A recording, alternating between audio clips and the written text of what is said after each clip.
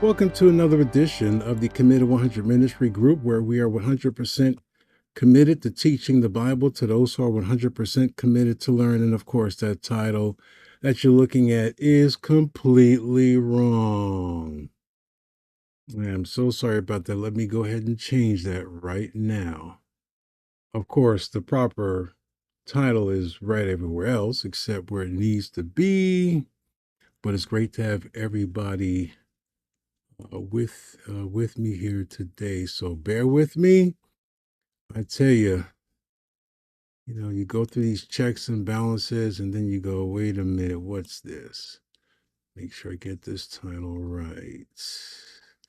If I'm not mistaken, the title is right on the Facebook page itself. Again, good to have everybody here. Bear with me for a moment. And boom, that's much better. Yeah, we're actually going through the book of Proverbs. I do believe it's Monday. We're still in chapter 16. I think it's Monday. Good to have you here with me as we continue in our verse by verse studies of the Word of God. Again, Sunday, Revelation. In the morning, Isaiah, the afternoon. Mondays, Proverbs. Tuesday, Psalm 119. Wednesday's the book of Acts. Thursday, the Gospel of Mark. Friday, offerings in 1 Timothy. Now, you might ask, what can I do if I want to let others know about this program? Well, four things. You can like it, like the program, like the video. You can comment, of course, no problem. You can share the video. Most importantly, you can subscribe. So like, comment, share, and subscribe. Let others know if it's a blessing to you. It should be a blessing to other people as well that you care about. All right. Now, we finish verses 1 through 9. Very interesting in God's sovereignty over life. As we left off last time, we were looking at Psalm 37. Actually, Jeremiah chapter 10, verse 23, that says, "O Lord, I know that the way of man is not in himself. It is not in man that walketh to direct his steps." In other words, we don't have any control over our lives to the degree where we are sovereign, and everything that we set out to do, we're going to do it. It's just that should be common spiritual sense 101. Common spiritual sense 101. Not happening. By the way, we have weird weather warnings here in Southern California.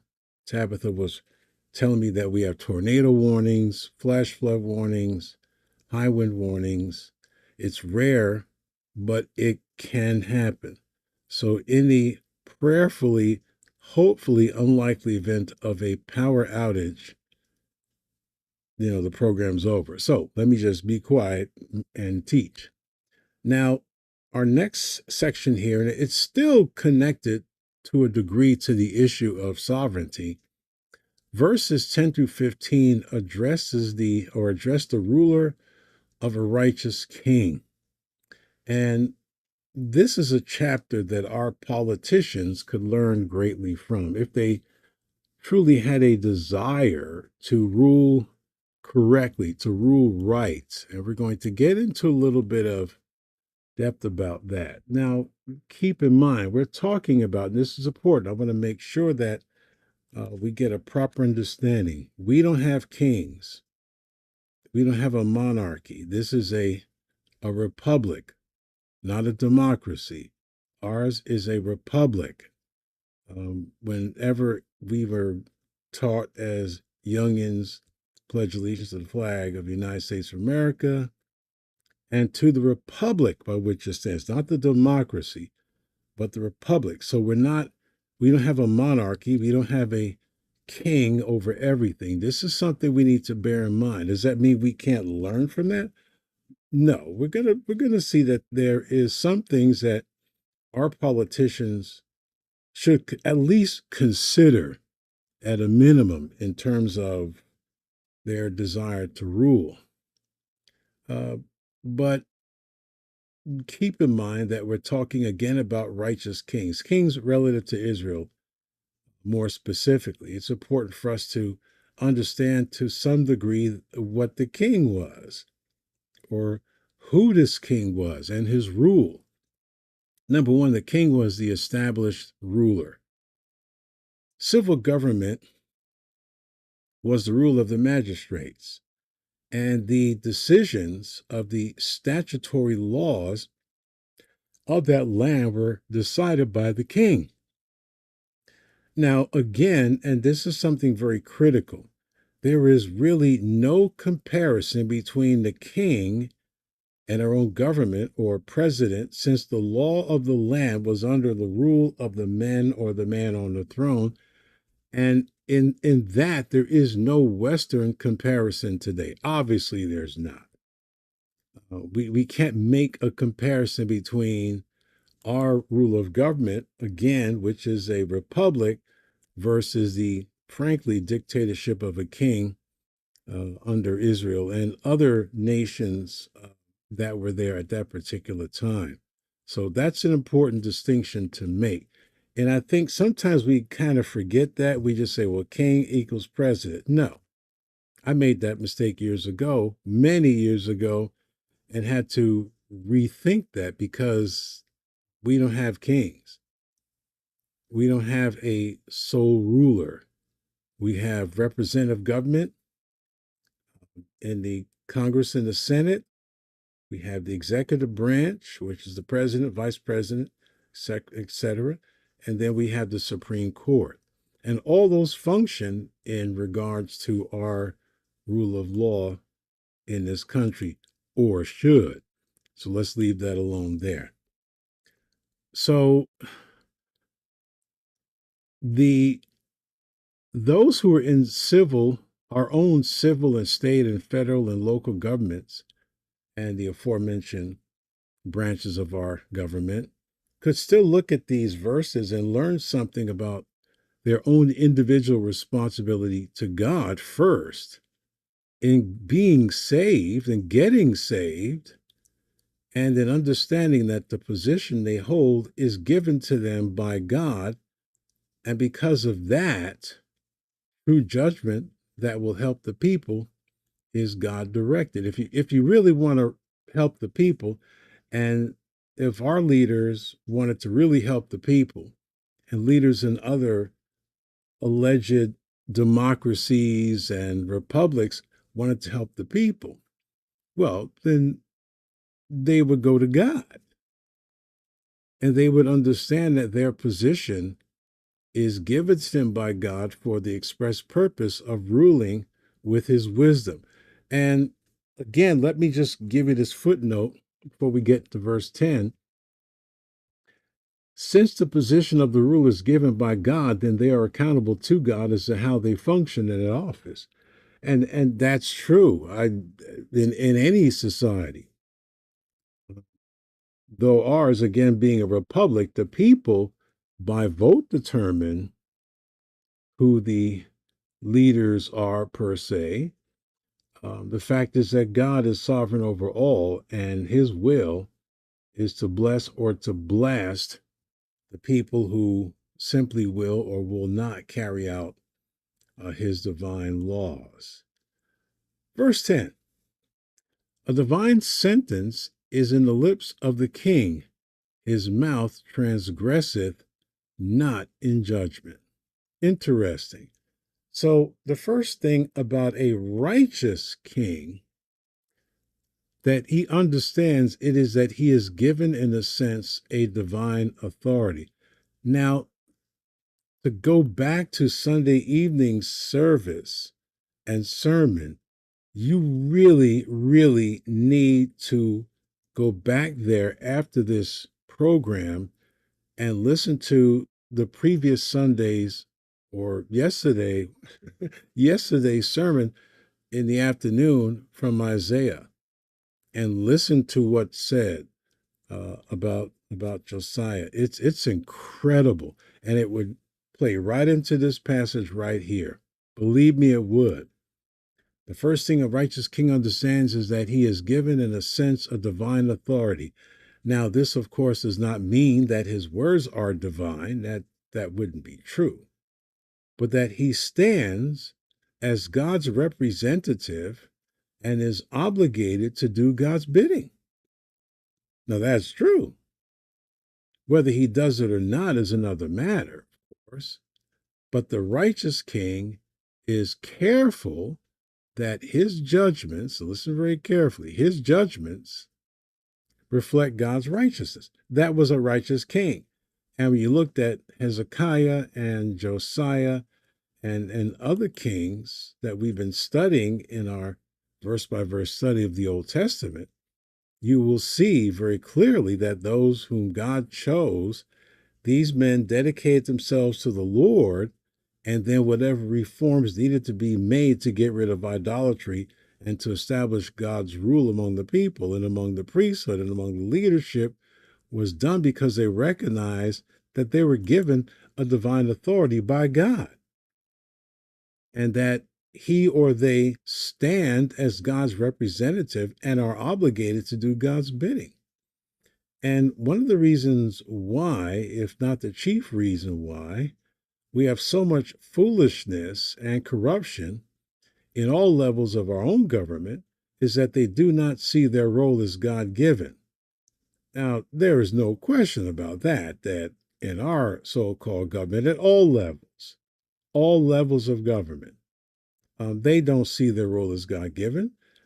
And because of that, they sense no accountability to him to do his will, period, let alone first at all. And this is why most decisions of our political figures reflect, a desire to keep one in office rather than to help the people through the means of righteousness. Let me say that again because there's no question about what I just said. And that is, most decisions of our political figures reflect a desire to keep one in office rather than to help the people through means of righteousness because they're corrupt. And they're doing it for money and wealth and power and perversion. Unless you just got here from Mars or something, this is something that has been normal in our government as far as I'm concerned. I mean, I'm 70 years old. I've seen it. Even as a child, I've seen it. Now it's going exponential. We have these what's called career politicians, and all they do is sit around all day, drink, and devise means of wickedness to enhance their agenda and to enhance their perversion. They don't care about ruling in the power of God because they're not interested in what God wants at all. Again, this is why most decisions of our political figures reflect a desire to keep one in office rather than to help the people through the means of righteousness. They don't care about righteousness. Verse 11, a just weight and balance are the Lord's. All the weights of the bag are his work. Now, this is another statement still relative to government, and that is honesty in government or dishonesty in government, and God hates dishonesty in government. In fact, in chapter 11, verse 1, and in chapter 20, verses 10 and 23, it is clear that dishonesty in government is an abomination to God. Now, the standard that God uses is a standard of honesty. That's it. And again, this is why our government is in shambles, and this is why the governments that were under Israel and Judah were also in shambles many times because, well, they didn't serve God, so their interest wasn't God. So if you're not going to serve God, you will serve something or someone, and they all went to idolatry. I don't see any different in that regard in our government because clearly we have, I don't care all this yammering and blabbering about our founding nation was founded upon God. We don't know anything about God today. As a government, school systems, many so-called churches, individual lives, the idea this is a Christian nation is the biggest joke on the planet, the biggest joke in the universe. The only thing Christian about this nation are the remnant of Christians that are in it. Apart from that, this is nothing but another place of hedonism from the government on down. So I don't know what planet people are living on. Reality is not something I think a lot of people really want to face up to. God is not behind dishonesty in government, whether you're talking Israel, Judah, or anybody else, or ourselves. Again, because the politicians do not want to submit to God's authority, thus they will not submit to his standards. Have you noticed that most of the standards of politicians are based, again, number one, upon them staying in office, and B, whatever allegedly the people want? Again, I don't know what planet people are on. They're believing and promoting things that are totally ridiculous. Everybody seems to think that government is for them, that the government owes them something. Government owes you nothing. That it's government's role to take from others who earned their money or who got it through inheritance and give it to your slacker behind. It's not the role of government at all. But that's what many people under the delusion, and that's why you see the way people acting a fool now. As long as you have dishonesty in the government, you will see the rise of discontent, riot, and anarchy all over this country. And if I told you when I wrote these materials in Proverbs, your dentures would fall out.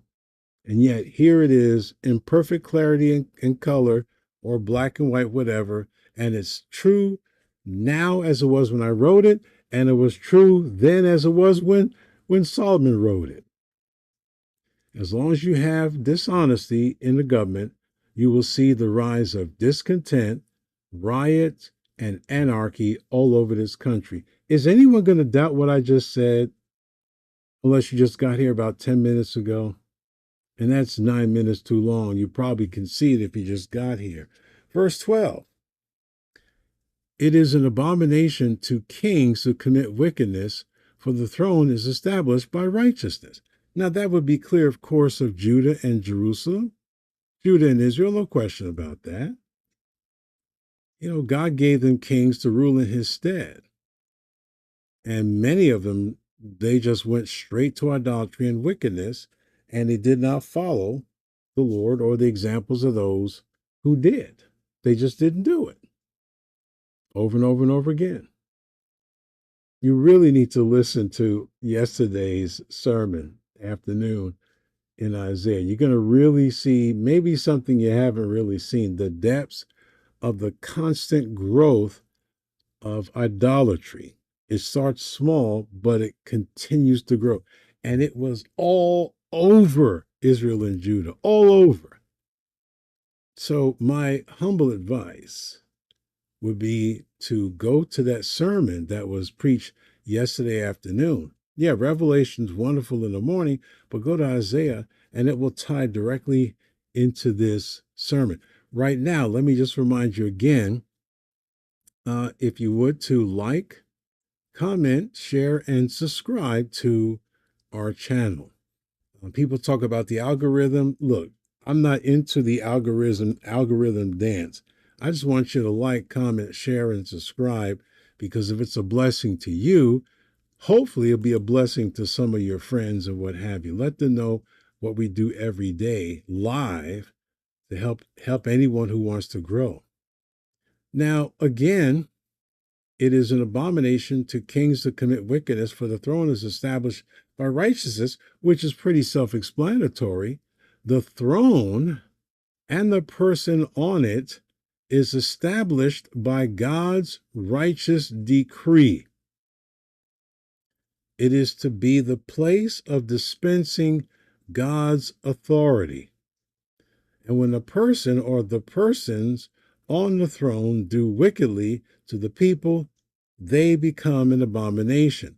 And sad to say, not only do they become an abomination, but eventually their rulership and their spread of wickedness affects the people. No question about it. None whatsoever. It's obvious. It should be seen by everybody. So the righteous king, of course, he looks upon unrighteousness on the throne as an abomination. Let's go back to that passage again because it's very important. It is an abomination to kings to commit wickedness, for the throne is established by righteousness. So again, the righteous king looks upon unrighteousness on the throne as an abomination. Thus, he detests it and will not rule in that fashion. Now, according to the New Testament, in Romans chapter 13, verse 1, Paul wrote that the governmental powers are indeed from God. He establishes the seat of authority. And this truth should cause every individual seeking any position of government on any level to seriously consider that the position of government is established by God and that they will give an account to God as to their function in that office. Now, I'm not going to go into great detail on Romans 13 because I've done it before, and it's very clear in both testaments, governmental authorities are established by God. And if even when Paul talked about the Romans, I mean, look who was on the throne. The worst of the people were on the throne. Yet God said that the rulers are there by God's decree. Whether they do or don't do what God has determined is the issue. But the authority is given by God. And those who recognize that will rule in his righteousness. Everyone else, what do you expect? The exact opposite. Verse 13, in closing, righteous lips are the delight of kings, and they love him that speaketh right. Well, how about that? The righteous king won the love of the people. The people knew that when he spoke a judgment, it was righteous.